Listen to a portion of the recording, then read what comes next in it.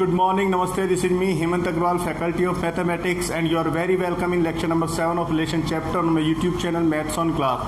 तो दोस्तों लास्ट जो लेक्चर था लेक्चर नंबर 6, उसमें हमने symmetric and anti symmetric relation तक पढ़ लिया था। आज लेक्चर में हम स्टार्ट करेंगे ट्रांजिटिव रिलेशन, देन उसके बाद फिर हम पढ़ेंगे इक्विवेलेंस रिलेशन और फिर इन पे बेस्ड हम एग्जाम्पल सॉल्व करने वाले हैं। तो आज का लेक्चर स्टार्ट करने से पहले आप मेरे यूट्यूब चैनल को लाइक एंड सब्सक्राइब कर दें and also don't forget to press the bell icon. Subscribe my YouTube channel and press the bell icon. तो फ्रेंड्स स्टार्ट करते हैं ट्रांजिटिव रिलेशन। देखिए ट्रांजिटिव रिलेशन क्या होता है। ट्रांजिटिव रिलेशन पहले इसकी हम डेफिनेशन देखेंगे। देखिए a relation R defined on a non empty set A is called a transitive relation.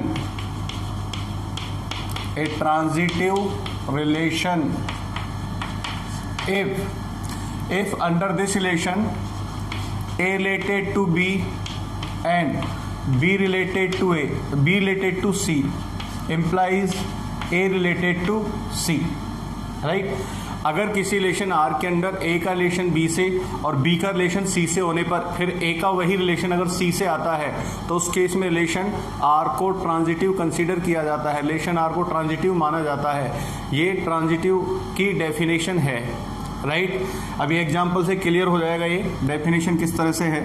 तो इसको आपको ध्यान में रखना है। ट्रांजिटिव रिलेशन की डेफिनेशन क्या होगी। ए का रिलेशन बी से, बी का रिलेशन सी से होने पर ए का वही रिलेशन किससे होना चाहिए, सी से, तो उस केस में रिलेशन आर ट्रांजिटिव हो जाएगा, ठीक है ना। एक दूसरी डेफिनेशन और है, आप इसको भी देख सकते हैं। अगर मान लीजिए ए का रिलेशन किससे है, बी से, and B is not related further, is not related further to any element of A, then also relation R is considered transitive. अगर मान लीजिए ए का रिलेशन बी से है लेकिन बी का रिलेशन आगे किसी एलिमेंट से नहीं है तो उस केस में भी रिलेशन को ट्रांजिटिव ही कंसिडर किया जाता है, राइट। ये जो डेफिनेशन है सेकंड वाली, कई एग्जांपल्स में हमको ये डेफिनेशन सेटिस्फाई करा के देखनी होगी, ठीक है ना। और बाकी मोस्टली जो एग्जाम्पल्स होंगे, मोस्टली जो क्वेश्चंस होंगे उनमें ये वाली डेफिनेशन काम में आएगी, ठीक है ना। तो इस तरह से ट्रांजिटिव जो रिलेशन होगा उसको दो तरह से आप पहचान सकते हैं। पहला मेथड क्या है, अगर ए का रिलेशन बी से और फिर बी का आगे किसी एलिमेंट सी से है तो वो ए का वही रिलेशन अगर सी से है तो रिलेशन आर ट्रांजिटिव होगा, अदरवाइज नहीं होगा। और दूसरा क्या है, अगर मान लीजिए ए का रिलेशन बी से है और बी का रिलेशन आगे फर्दर किसी एलिमेंट से नहीं है तो उस केस में भी रिलेशन आर को ट्रांजिटिव ही कंसिडर किया जाता है, ठीक है। तो एक एग्जाम्पल देखिए, एग्जाम्पल से ज़्यादा क्लियर होगा। ये मिटा देते हैं। डेफिनेशन थी ये ट्रांजिटिव रिलेशन की जो आपको याद रखनी है। देखिए एग्जांपल देखिए, let set A, set A हमने कोई लिया एक्स वाई जेड पी, इसमें 4 एलिमेंट्स ले लिए, ठीक है ना। अब सेट ए पर हम कुछ रिलेशंस डिफाइन करने हैं, R1 R2 R3 R4। तो हमें इन रिलेशंस में से पहचानना है कौन कौन से रिलेशन ट्रांजिटिव है, कौन कौन से रिलेशन ट्रांजिटिव नहीं है, ठीक है ना।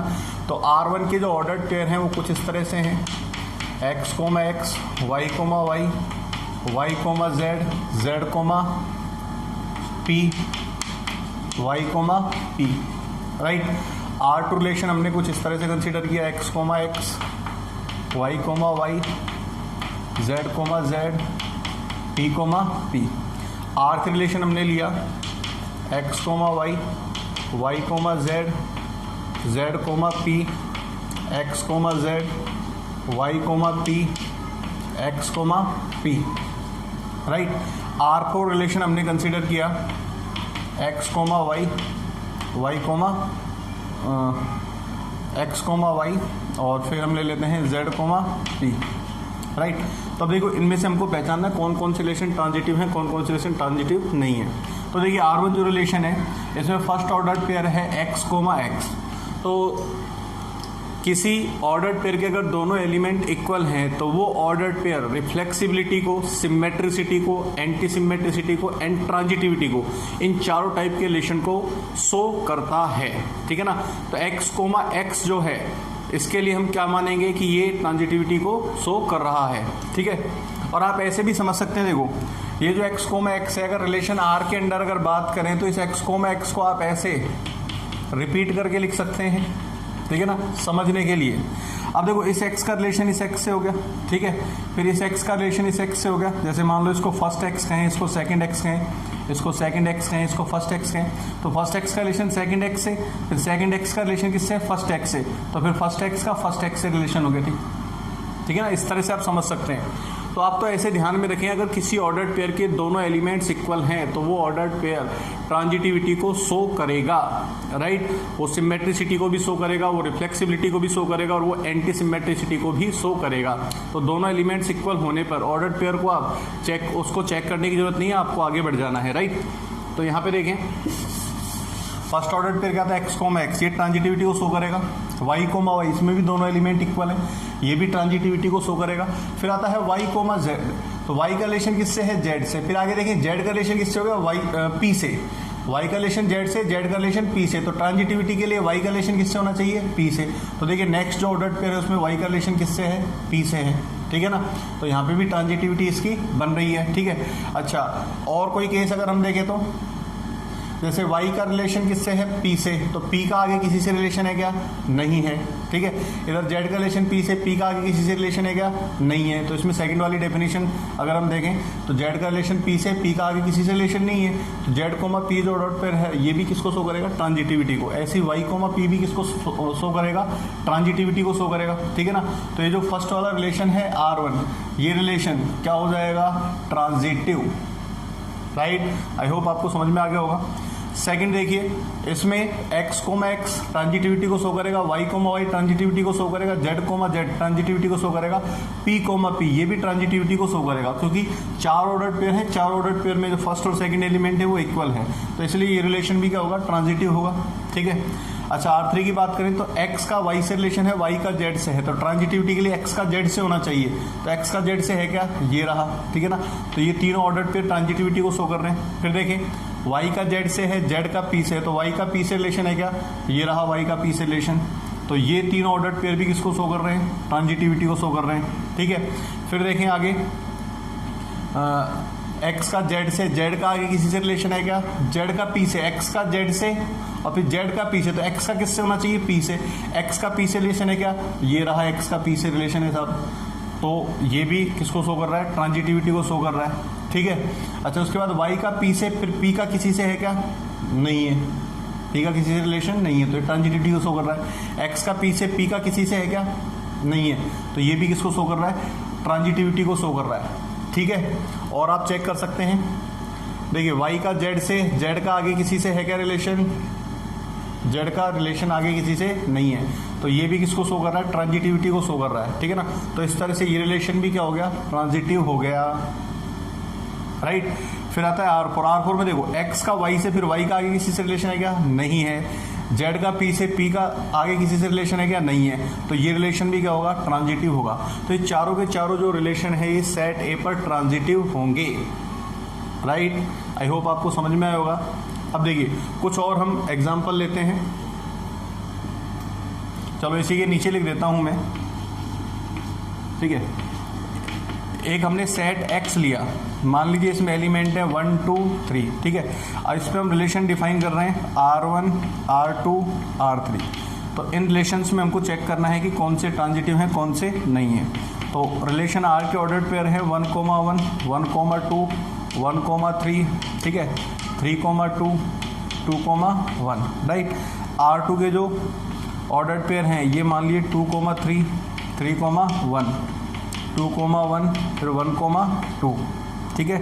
R3 के ऑर्डर्ड पेयर हमने ले लिए 1, 1, 2, 3। राइट। अब देखिए R1 की अगर बात करें तो 1, 1 ये ट्रांजिटिविटी को शो करेगा। फिर 1 का रिलेशन 2 से है, 2 का आगे किसी से है क्या, है, 2 का किससे है, 1 से, तो 1 का 2 से, 2 का 1 से, तो 1 का 1 से होना चाहिए, 1 का 1 से रिलेशन है। ठीक है।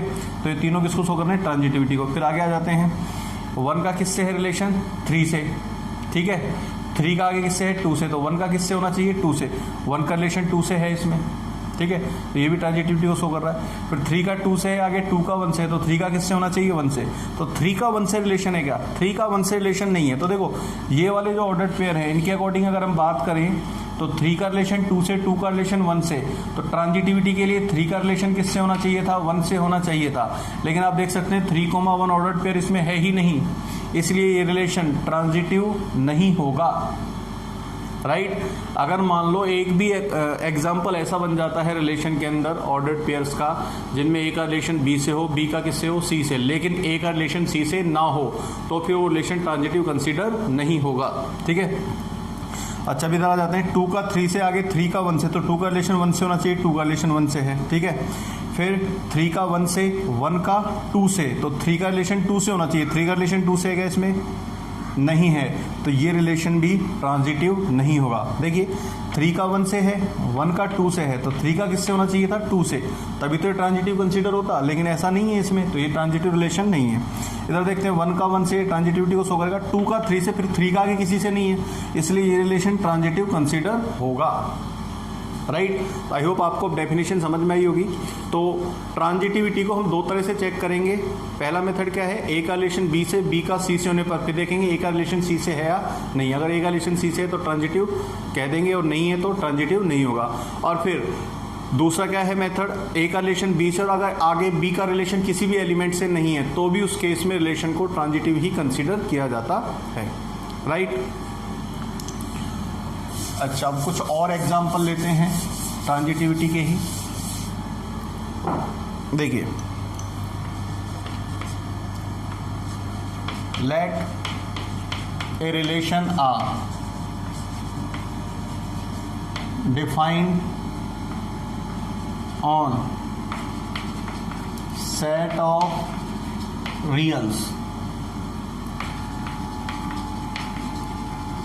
such that A related to B if and only if A greater than B, where A, B are real numbers, ठीक है।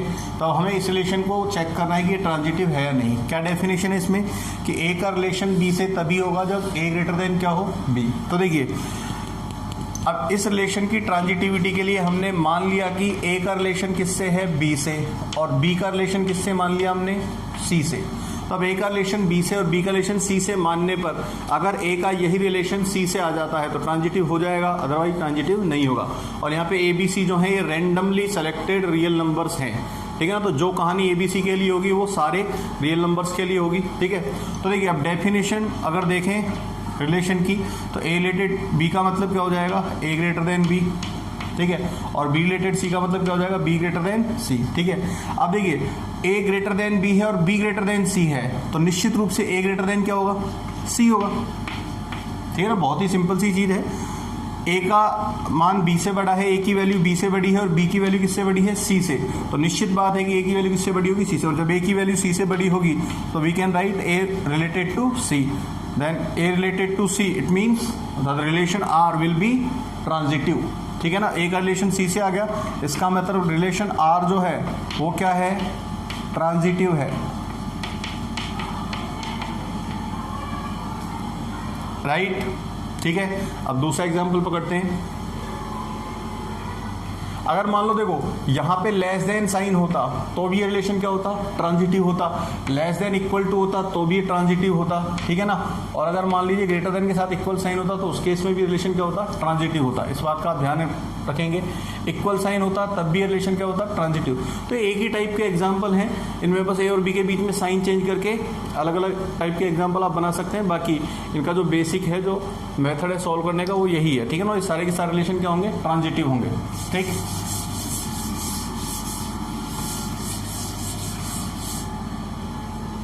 अब देखिए एक और एग्जांपल देखिए,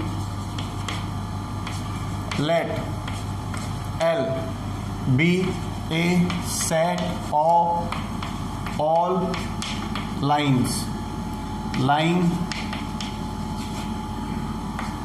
इन a plane and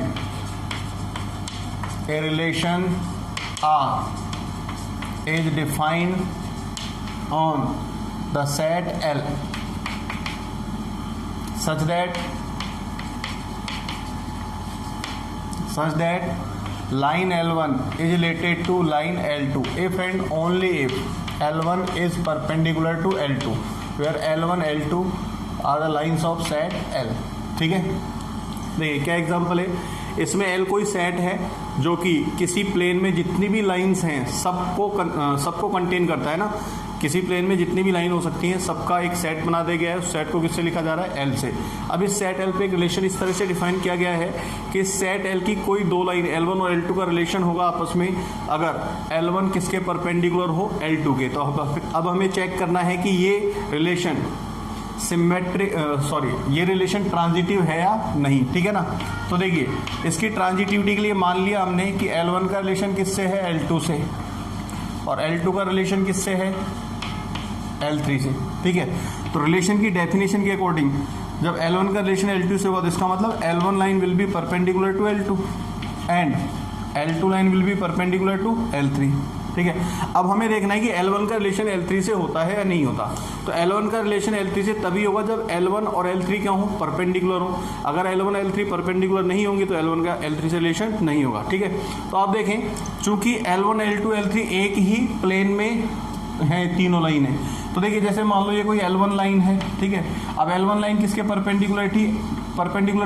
L2 line के, तो इसके परपेंडिकुलर हमने L2 लाइन बना दी, और L2 लाइन किसके परपेंडिकुलर है? L3 के। तो L3 लाइन को जब L2 के परपेंडिकुलर बनाएंगे तो ऐसी बनेगी L3 लाइन। ठीक है, तो आप देख सकते हैं कि L1 और L3 क्या आएंगी फिर उस केस में? पैरेलल होंगी। अगर किसी प्लेन में L1 लाइन L2 के परपेंडिकुलर है, L2 लाइन आगे L3 के परपेंडिकुलर है, तो निश्चित सी बात है कि L1 और L3 दोनों क्या होंगी? पैरेलल होंगी, परपेंडिकुलर नहीं होंगी। मीन्स यहाँ से क्या इंप्लाइज होगा?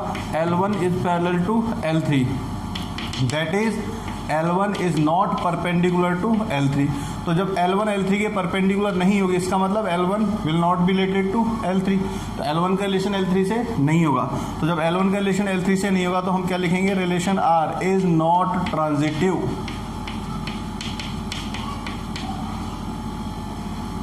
राइट, आई होप आपको समझ में आया होगा। ठीक है ना, अगर मान लो इसमें से थोड़ा सा चेंज कर देते, क्या अगर यहाँ पे पैरेलल की कंडीशन लेते कि L1 L2 का रिलेशन इस तरह से डिफाइन किया जाता कि L1 पैरेलल टू L2, ठीक है ना, तो उस केस में पैरेलल होने की जो कंडीशन है वो क्या हो जाती? ट्रांजिटिव हो जाती। वो ट्रांजिटिव क्यों होती? क्योंकि उस केस में अगर L1 L2 के पैरेलल है, L2 L3 के पैरेलल है, तो निश्चित बात है कि L1 किसके पैरेलल होती? L3 के। तो L1 का रिलेशन L3 से हो जाता, तो in that case the relation R will be transitive. Right, तो ये ट्रांजिटिविटी के कुछ एग्जाम्पल थे। अब हम पढ़ते हैं इक्विवेलेंस रिलेशन। ऐसे बहुत सारे एग्जाम्पल और हम आगे सॉल्व करने वाले हैं।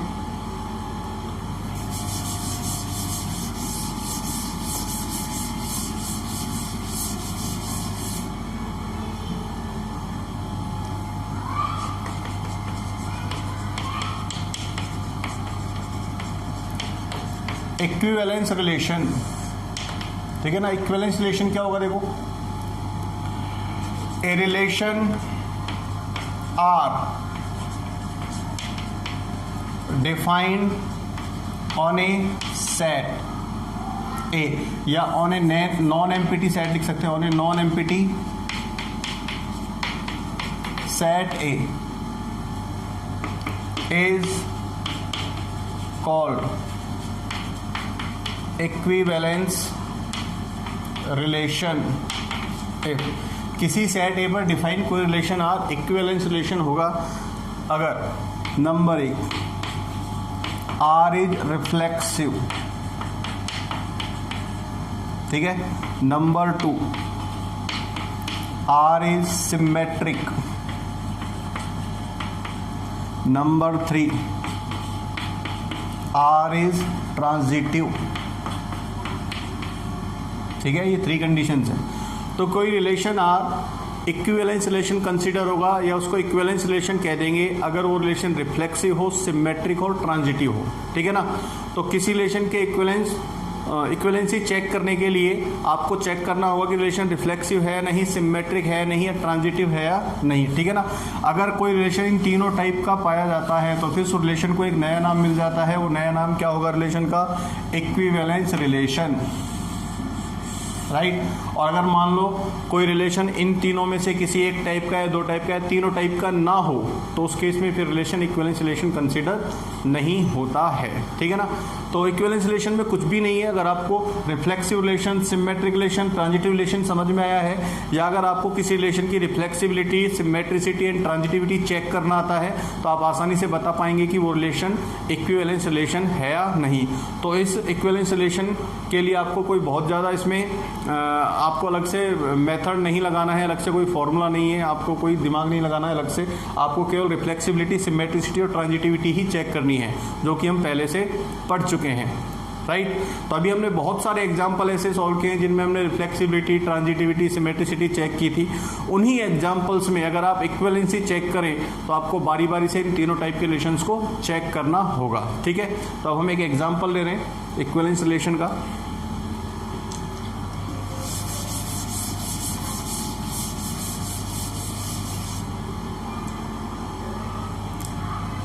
देखिए, let a relation R is defined on set n cross n। ध्यान दें, n cross n, n cross n क्या है? n और n का कार्टेशियन प्रोडक्ट है, ठीक है ना। तो n क्रॉस n के जो ऑर्डर्ड पेयर्स होंगे वो सारे n क्रॉस n के जो एलिमेंट्स होंगे वो सारे ऑर्डर्ड पेयर की फॉर्म में होंगे, ठीक है ना। कार्टेशियन प्रोडक्ट में जो एलिमेंट्स होते हैं ऑर्डर्ड पेयर की फॉर्म में होते हैं। तो यहाँ पे जो हम रिलेशन डिफाइन कर रहे हैं वो n क्रॉस n पे डिफाइन कर रहे हैं। तो n क्रॉस n के जितने भी एलिमेंट्स होंगे वो सारे ऑर्डर्ड पेयर की फॉर्म में होंगे, ठीक है ना। तो इस पर एक रिलेशन R को डिफाइन किया जा रहा है। Relation R is defined on set n cross n such that ordered pair A, B related to ordered pair C, D if and only A plus D equal to B plus C, ठीक है ना। where A, B and C, D belongs to n cross n, right. तो ये relation define किया हुआ है। तो ordered pair A, B का relation ordered pair C, D से तभी कंसीडर होगा जब A प्लस डी किसके इक्वल हो? B प्लस सी के। मीन्स फर्स्ट और फोर्थ एलिमेंट का सम सेकंड और थर्ड एलिमेंट के सम के इक्वल हो, ठीक है। तो हमको चेक करना है कि रिलेशन इक्विवेलेंस है या नहीं है, ठीक है ना। तो यहाँ पे लिख देता हूँ मैं, check whether relation R is equivalence और नॉट। तो हमको ये चेक करने की रिलेशन इक्विवेलेंस रिलेशन है या नहीं, ठीक है। तो देखिए कैसे चेक करेंगे। तो सबसे पहले हम क्या चेक करेंगे? इसकी रिफ्लेक्सिबिलिटी। रिफ्लेक्सिबिलिटी का मतलब ये चेक करेंगे कि रिलेशन रिफ्लेक्सिव है या नहीं, ठीक है। तो रिफ्लेक्सिबिलिटी चेक करने के लिए क्या चेक करना पड़ेगा कि n क्रॉस n के जितने भी एलिमेंट्स हैं उनका खुद से रिलेशन है या नहीं। तो n क्रॉस n में सारे एलिमेंट्स ऑर्डर्ड पेयर की फॉर्म में, तो हम देखेंगे कि n क्रॉस n के जितने भी ऑर्डर्ड पेयर्स हैं उन सबका रिलेशन खुद से है या नहीं। तो वो कैसे चेक होगा? देखो, ये जो कंडीशन है, इस कंडीशन में जो सेकेंड वाला ऑर्डर्ड पेयर है, सेकेंड वाला जो ऑर्डर्ड पेयर है उसकी जगह A, B ऑर्डर्ड पेयर ही आप लिख दीजिए। A, B का रिलेशन हम किससे मान रहे हैं? A, B से। अब A, B का रिलेशन A, B से मानने पर अगर मान लो एक ट्रू कंडीशन आ जाएगी तो हम कह देंगे कि A, B का रिलेशन A, B से है। मीन्स उस केस में रिलेशन क्या हो जाएगा? रिफ्लेक्सिव। और अगर ट्रू कंडीशन नहीं आएगी तो रिलेशन रिफ्लेक्सिव नहीं होगा, ठीक है। तो रिलेशन की डेफिनेशन के अकॉर्डिंग A प्लस B, ठीक है, will be equal to B plus A। अब देखो A plus B equal to B plus A तो होता ही है। A is always true, Therefore, R is reflexive। तो ये जो रिलेशन था, ये रिलेशन कैसा आया? रिफ्लेक्सिव आया, राइट। तो रिफ्लेक्सिबिलिटी हमको पता चल गई रिलेशन की। अब हम क्या चेक करेंगे? सिमेट्रिसिटी। तो सिमेट्रिसिटी के लिए मैं यहाँ लिख देता हूँ, देखिए, सिमेट्रिसिटी के लिए let A, B related to C, D। A, B का रिलेशन किससे मान लिया हमने? C, D से। अब देखिए रिलेशन सिमेट्रिक हो जाएगा अगर C, D का भी रिलेशन, यही रिलेशन किससे आए? A, B से। जो relation A, B ordered pair का C, D ऑर्डर्ड पेयर के साथ आ रहा है, अगर यही relation C, D ordered pair का A, B ऑर्डर्ड पेयर के साथ हो तो रिलेशन क्या हो जाएगा? सिमेट्रिक हो जाएगा, ठीक है ना। तो सिमेट्रिसिटी के लिए क्या करना होगा? देखो यहाँ पे समझिए आप, सिमेट्रिसिटी के लिए हमें C, D का रिलेशन किससे लाना होगा, ए कोमा बी से। अब देखो सी कोमा डी का ए कोमा बी से रिलेशन तभी होगा जब C plus B equals to क्या हो, डी प्लस ए। अगर मान लो आपके पास C plus B equals to D plus A condition आ जाती है तो हम क्या लिख सकते हैं रिलेशन की डेफिनेशन को यूज करके, C comma D related to A comma B, ठीक है ना। तो ये कंडीशन कैसे आएगी, देखो ए कोमा बी का रिलेशन सी कोमा डी से आपने कंसीडर कर लिया, तो रिलेशन की डेफिनेशन के अकॉर्डिंग हम लिखेंगे A plus D equal to B plus C, ठीक है। अच्छा, अब A plus D equal to B plus C है तो इस तरह की कंडीशन बनाओ, देखो बी प्लस सी को लेफ्ट में लिख दो, ए प्लस डी को राइट में लिख दो, और बी प्लस सी को क्या लिख देंगे हम लोग, सी प्लस बी, इसको क्या लिख देंगे, डी प्लस ए, ठीक है। तो देखो ए कोमा बी का रिलेशन सी कोमा डी से मानने पर क्या कंडीशन बन गई, C plus B equals to D plus A. तो जब C plus B equals to D plus A होगा तो ये कब आएगा, जब सी डी का रिलेशन किससे होगा, ए बी से। तो हम लिख देंगे कि C comma D is related to A comma B, right. तो देखिए आपने ए कोमा बी का सी कोमा डी से रिलेशन कंसीडर किया और फिर बाद में प्रूव कर दिया कि सी कोमा डी का भी वही रिलेशन किससे है, ए कोमा बी से। तो ये रिलेशन क्या हो गया, सिमेट्रिक। तो यहाँ लिख देंगे this implies R is symmetric, right. तो रिलेशन रिफ्लेक्सिव हो गया, सिमेट्रिक हो गया। अब हमें चेक करना है क्या कि ये रिलेशन ट्रांजिटिव है या नहीं, ठीक है ना। तो इसकी ट्रांजिटिविटी चेक करनी है। ट्रांजिटिविटी कैसे चेक करेंगे, देखो नंबर 3 पे हम क्या चेक करेंगे, ट्रांजिटिविटी। तो ट्रांजिटिविटी के लिए let A comma B related to C comma D and further C comma D is related to E comma F, ठीक है। A comma B order pair का रिलेशन हमने सी कोमा डी से consider कर लिया और सी कोमा डी का relation किससे कंसीडर कर लिया, ई कोमा एफ से। अब हम देखेंगे कि ए कोमा बी का रिलेशन ई कोमा एफ से आता है या नहीं आता है। अगर ए कोमा बी का रिलेशन ई कोमा एफ से आ गया तो रिलेशन क्या हो जाएगा, ट्रांजिटिव, और नहीं आया तो रिलेशन ट्रांजिटिव नहीं होगा, ठीक है। तो देखिए इसमें रिलेशन की डेफिनेशन यूज करो, A comma B related to C comma D. तो रिलेशन की जब डेफिनेशन यूज करेंगे तो क्या कंडीशन बनेगी, A plus D equal to B plus C, ठीक है। और यहाँ से क्या कंडीशन बनेगी, C plus F equals to D plus E, right. और हमें क्या चेक करना है, देखो इधर ए कोमा बी का रिलेशन हमें चेक करना है ई कोमा एफ से। तो देखो ए कोमा बी का ई कोमा एफ से रिलेशन तभी आएगा जब आपके पास इस तरह से कंडीशन बने, A plus F equals to B plus E. A comma B का ई कोमा एफ से रिलेशन तभी आएगा जब आपके पास क्या कंडीशन बने, A plus F equals to B plus E. तो देखो इस तरह की कंडीशन हम इन दोनों की हेल्प से बनाएंगे। ये जैसे इक्वेशन 1 हो गई, ये इक्वेशन 2 हो गई, ठीक है। तो ए प्लस एफ और बी प्लस ई, ये इस तरह की कंडीशन बनाए। तो इसके लिए हमने क्या किया, इक्वेशन 1 में इक्वेशन 2 को ऐड कर लिया। ऐड करेंगे तो लेफ्ट साइड में बनेगा A plus D plus C plus F. इधर राइट साइड में क्या आएगा, B plus C plus D plus E. तो देखिए इधर डी से डी कैंसिल, ठीक है ना, सी से सी कैंसिल, क्या आ गया, A plus F equals to B plus E. तो A plus F equals to B plus E, ये कंडीशन आ गई, ठीक है ना। और ये कंडीशन कब होगी, जब ए बी का रिलेशन किससे हो, ई कोमा एफ से। तो this imply ordered pair A comma B is related to ordered pair E comma F, ठीक है। तो ए बी का रिलेशन सी डी से माना, सी डी का रिलेशन ई एफ से माना। तो आपने क्या प्रूव कर दिया कि ए बी का रिलेशन किससे है, ई एफ से। तो इसका मतलब रिलेशन आर क्या हो गया, ट्रांजिटिव हो गया, आर इज ट्रांजिटिव। तो इस तरह से आपने देखा ये जो रिलेशन आपको डिफाइन करके दिया हुआ था इस एग्जांपल में, रिफ्लेक्सिव भी है, सिमेट्रिक भी है और ट्रांजिटिव भी है। इस तरह से रिलेशन तीनों टाइप का हो जाता है। और जब रिलेशन तीनों टाइप का हो गया तो इसको हम क्या कहेंगे, इक्विवेलेंस रिलेशन, ठीक है ना। तो लास्ट में आप क्या लिख सकते हैं इसमें, since R is reflexive, symmetric and